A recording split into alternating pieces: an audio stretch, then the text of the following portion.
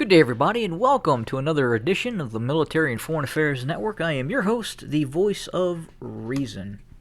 Yes, today we are a little bit late, obviously getting things kicked off today. Had a little bit of some internet challenges, and, better late than never now. But where do we sit on the 33rd, the 133rd day of the ongoing war between the Russian Federation and Ukraine?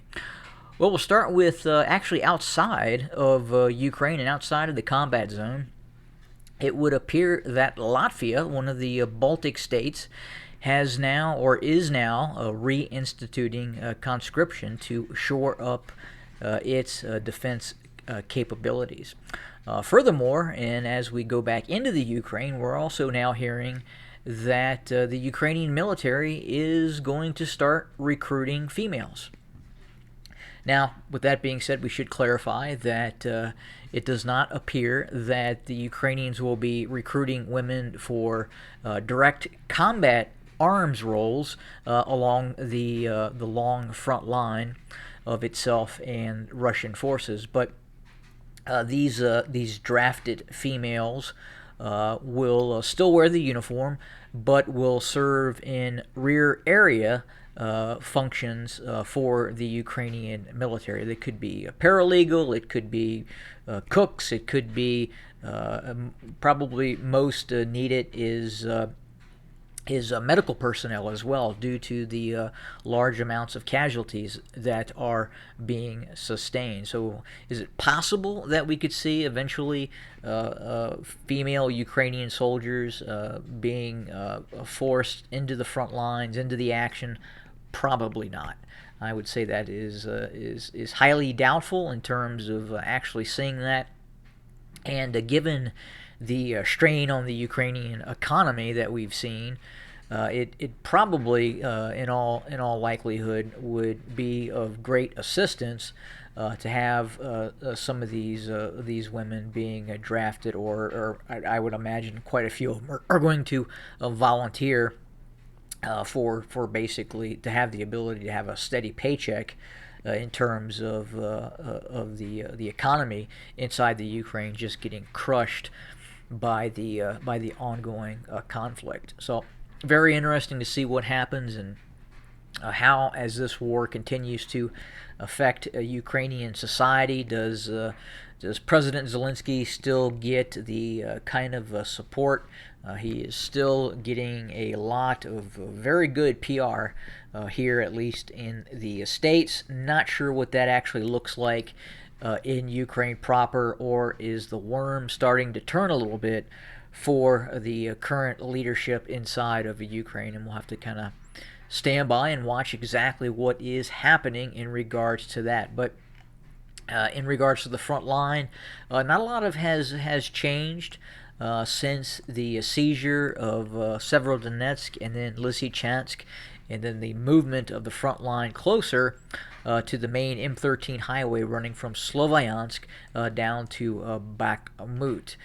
Now, for instance, one thing that I would like to note is the governor of Sloviansk has reported that Sloviansk has been shelled for about 2 weeks, every day for about 2 straight weeks. Now, what's strange is he reports a civilian death toll of approximately 17 civilians inside of Sloviansk over that period of 2 weeks. Now, I don't know if that was just a detail that was a misprint and misspoken by Western media in some sort of translation. Difficult to say, but I got to tell you that a city that has been shelled for 2 weeks, having 16 casualties, is not indicative of a city that has been indiscriminately shelled for 2 weeks. So, in all probability, the Russians are going after military targets in and around Sloviansk. Is it possible they have hit civilian targets as well? Yeah, absolutely. Just as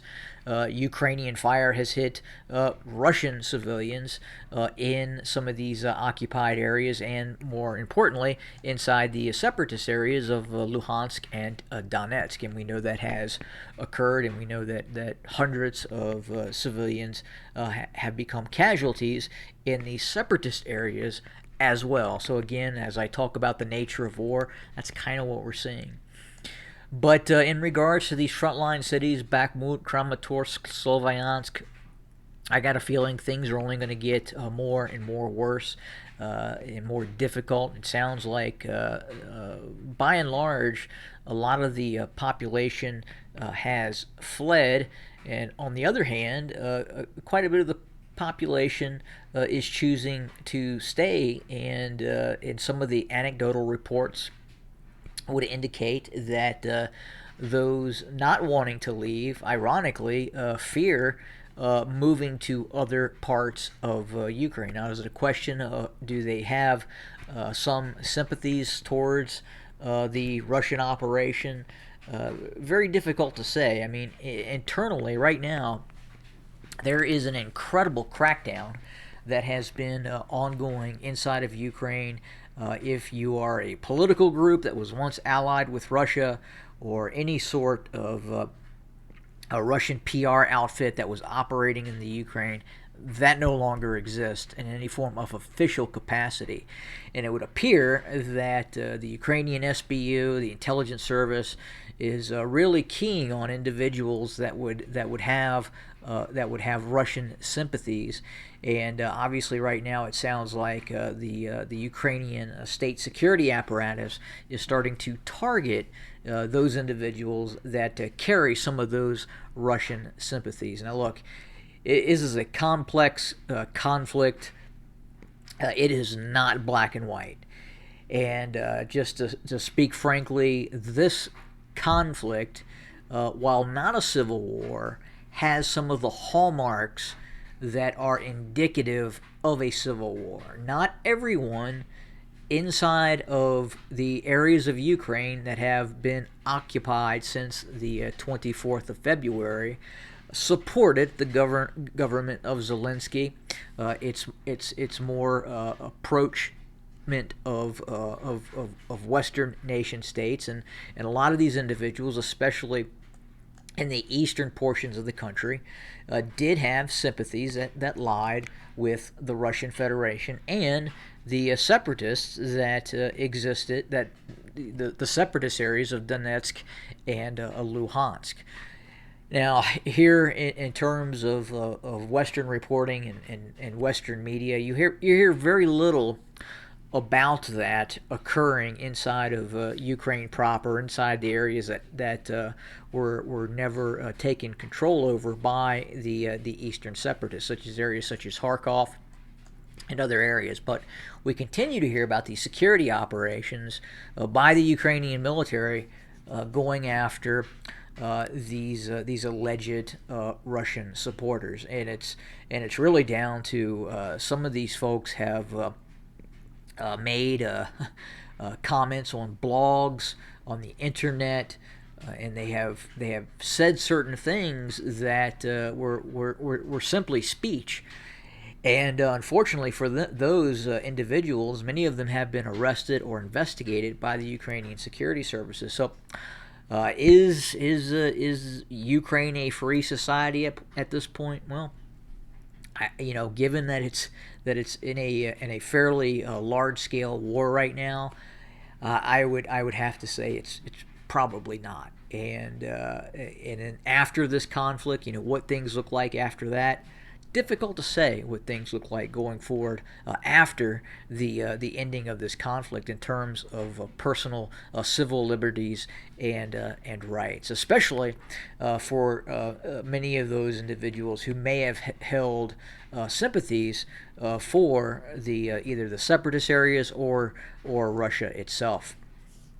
But obviously, we will continue to learn more about what is happening, and definitely try to report that to try and get as much of the truth as we can in terms of the what is encompassing in the detail of this conflict, in terms of how it affects not just the military aspect of the war, but also the civil aspect of the war, because obviously it is having a impact on the civil layer of society. But in terms of the ongoing military conflict. We had heard some reports that Russia may take a breather, may take a pause to reorganize some of its forces before renewing major offensive operations, and some of those operations could be outside of the scope of the Sloviansk, Bakhmut main frontal area of operations. It could go to other areas of the continued conflict. But right now, it doesn't look like the tempo of Russian operations has much slowed. We continue to see the pressure campaign and the use of just massive amounts of heavy artillery. I also know in the comment section I'd seen that there was a desire to know about actual material losses, such as personnel casualties, equipment casualties, and estimates that may be more accurate in terms of what could be reporting by these two nation states. And unfortunately, it is incredibly difficult to obtain that information that we could say is reliable, and we could say is reliable. At this point, both sides are doing everything in their capacity to really hide losses and to negate the effect of losses that is having on its military. I think we saw that during the first stages of the operation, obviously, especially with the Russians. There were some significant setbacks by the Russian military, but as the Russians have adapted to what the Ukrainians were doing and kind of changed both their tactics on the ground and their general strategy. We feel at this point the Ukrainians are taking the brunt of the casualties, especially over the last 30 to 60 days. But neither side is really giving anyone the straight scoop on what's happening on the ground in terms of casualties, in terms of actual setbacks, military defeats, and so on. So again, a lot of the information that will come to light is going to happen post-conflict, as long as we don't find ourselves in a third world war with mushroom clouds popping up in various large cities across the globe. We should find out a lot more in the not too distant future, or it could be the distant future in terms of possibly a year or longer, until we find out what really transpired during the whole course of the conflict. It'll eventually come out, and we will find out a lot more, and history books will be written about it. And we'll find out very quickly that a lot of what maybe the media had talked about and discussed actually did not occur the way it was initially messaged, and that was a false narrative. So, and that eventually will be clarified, and we will have that information. But that pretty much does it for today. Again, apologies for the late start. Can't control the some of the times the internet goes down, and in this case, it went down for a bit. So again, thanks for joining us, and again, more to come. I look forward to posting another video roughly 10, 11 o'clock Mountain Standard Time here in the United States. Again, thanks a lot. Have a good evening.